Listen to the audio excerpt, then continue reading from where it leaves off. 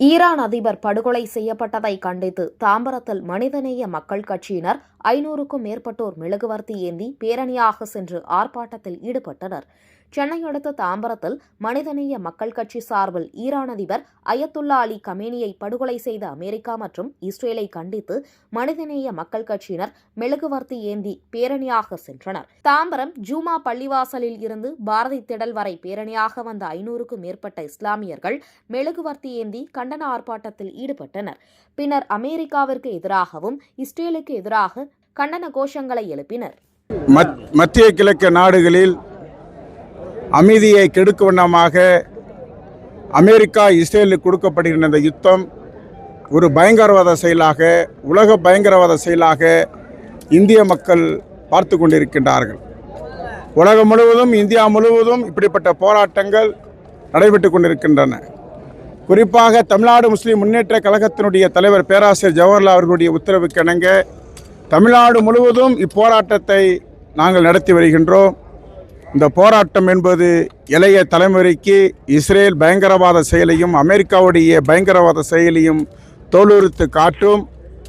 இந்த பயங்கரவாத செயலை வன்மையாக கண்டித்து இந்த போராட்டம் நடைபெறுகிறது. இந்த போராட்டத்தில் மனிதநேய மக்கள் கட்சி உள்ளிட்ட விடுதலை சிறுத்தை கட்சிகள், அதேபோல் திராவிட கழகம், திராவிட முன்னேற்ற கழகம், அதேபோல் மக்கள் அதிகார கழகம், இந்திய யூனியன் முஸ்லீம் லீக், அதேபோல் இந்திய ஜனநாயக கட்சி, பாஜக உள்பட பல்வேறு கட்ட நிர்வாகிகள் ஒரு குறுகிய நேரத்தில் பல்லாயிரக்கணக்கான பேர் ஒன்று திரண்டிருக்கின்றார்கள்.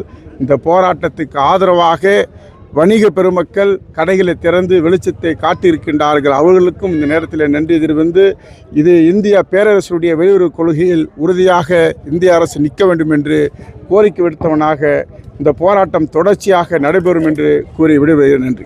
திராவிட முன்னேற்ற கழகத்தினுடைய தலைவராக இருக்கக்கூடிய தந்தை பெரியாருடைய, பெரியங்க அண்ணாவுடைய, முத்தமிழர் கலைஞருடைய கொள்கையை பின்பற்றக்கூடிய தளபதி ஸ்டாலினுடைய ஆட்சி இந்தியா முழுவதும் கொண்டு வர வேண்டும் என்பது இந்தியா மக்களுடைய கனவாக இருக்கிறது. ஒரே இரவில் இலங்கையில் போய் சென்று ராஜீவ்காந்தியை மீட்டெடுத்து வந்த இந்திய இராணுவம் இன்றைக்கு தன்னுடைய காப்பாற்றிக் கொள்வதற்காக இந்திய வெளியுறவு கொள்கையை மறந்து மோடி அவர்கள் இஸ்ரேலுக்கு ஆதரவாக இன்றைக்கு நின்று கொண்டிருக்கின்றார். என்னுடைய தந்தை நாட்டில் நான் நின்று கொண்டிருக்கின்றேன் சொல்லுகின்றார். ஆனால் ராஜீவ்காந்தியை படுகொலை செய்யும் போது என்னுடைய சகோதர மகனை நான் இறந்து விட்டேன் என்று கண்ணீரோடு வந்த யாசர் அரபாத்துக்கு இந்தியா தேசம் ஒரு மிகப்பெரிய ஒரு துரோகத்தை இழைத்திருக்கின்றது. இந்தியாவுடைய வெளியுறவு கொள்கை இன்று வரைக்கும் பாலஸ்தீனத்துக்கு ஆதரவாக இருக்கிறது.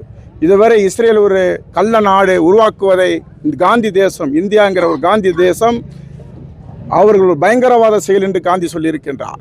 தொடர்ச்சியாக வரலாற்று ஏடுகளில் பார்க்கும்போது இஸ்ரேல் ஒரு நாடு கள்ளத்தனமாக உருவான ஒரு நாடாக, நாட்டுடைய விடுதலை தந்தையாகப்பட்டபடி காந்தி சொல்லியிருக்கின்றார். 400 முறைக்கு மேலாக ஒப்பந்தத்தை மீறி இருக்கிறது இஸ்ரேல்.